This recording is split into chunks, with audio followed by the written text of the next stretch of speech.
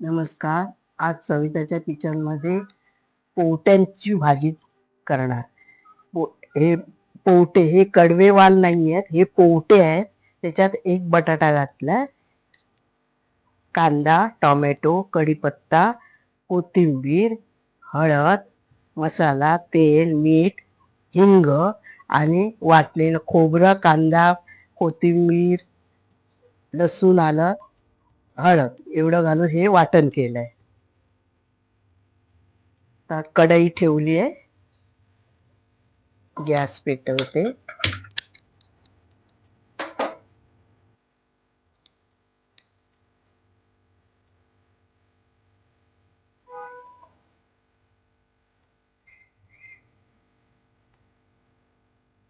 कढई गरम झाली आहे, 2 चमचे तेल घालते. तेल थोडं तापलं की मग त्याच्यात हा कढीपत्ता टाकते. पत्ता परतून घेते. त्यात हिंग टाकते. चिमूटभर हिंग टाकला.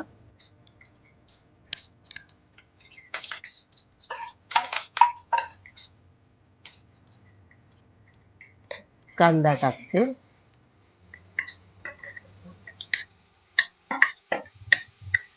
कांदा थोडा चांगला नरम करून घेते.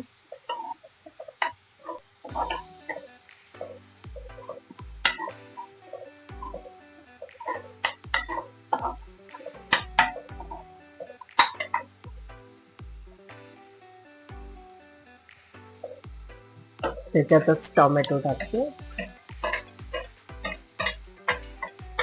टोमॅटो आणि कांदा एकदम चांगला मऊ करून घेते आणि मग पुढचा काय ते सांगते. कांदा टोमॅटो थोडा नरम झाला तर मी याच्यात हळद टाकते 1 चमचा.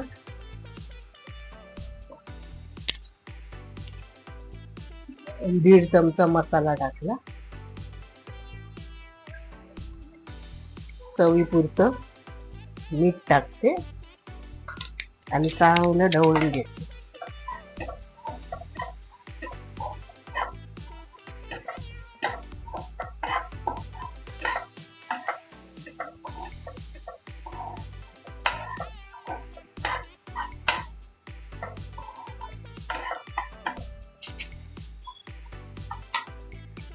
मसाला रेडी झाला. आता मी हे कांद्या खोबऱ्याचं वाटण घालते आणि हे चांगलं याच्यात परतून घेणार तेल सुटेपर्यंत.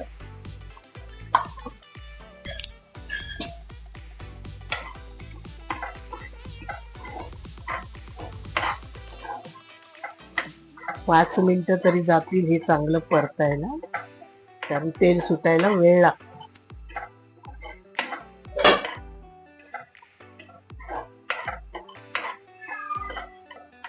फास्ट गॅसवरतीच हे चांगलं परतून घ्यायचं तेल सुटेपर्यंत.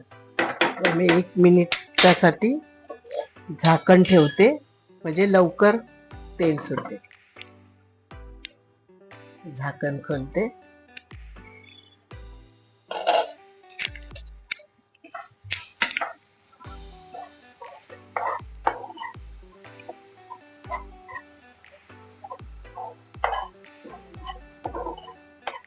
भाजी आता चांगली परतून झाली आहे. आता मी याच्यात पोवटे आणि बटाटा टाकते.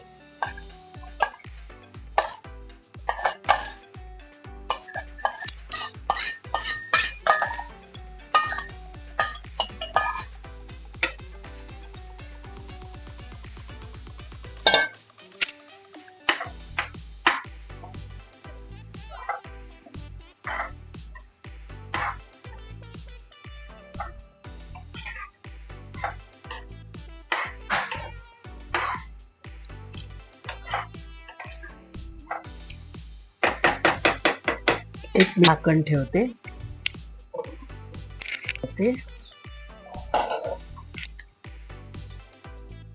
त्याच्यात मी 1 कोकम टाकते, कारण कोकम टाकल्यामुळे पोवट्याला जो भिजल्यानंतर उग्र वास येतो तो कोकमामुळे जातो. भाजी परतून घेते चांगली. आता भाजी शिजण्यासाठी मी पाणी घालते.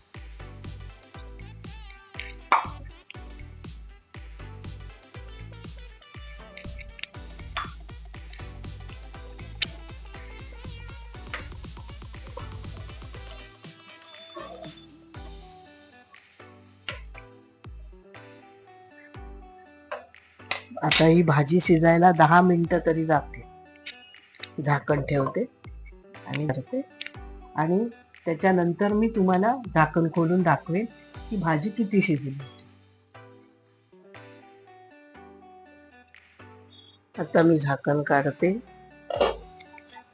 चांगली परतून घेते आणि आता ही भाजी चांगली शिजली.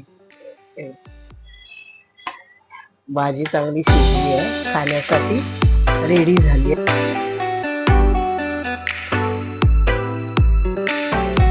आता ही भाजी शिजली आहे. मध्ये मध्ये तुम्हाला पाहिजे तर येऊन तुम्ही चेक करा, का तर भाजी खाली लागू नये आणि बटाटा शिजला की नाही ते समजतं. आता मी याच्यात कोथिंबीर घालते. ही भाजी खाण्यासाठी रेडी झाली. गॅस बंद करते. ही भाजी तुम्हाला आवडली असेल तर तुम्ही लाईक करा, शेअर करा, कॉमेंट करा, सबस्क्राईब करा. धन्यवाद.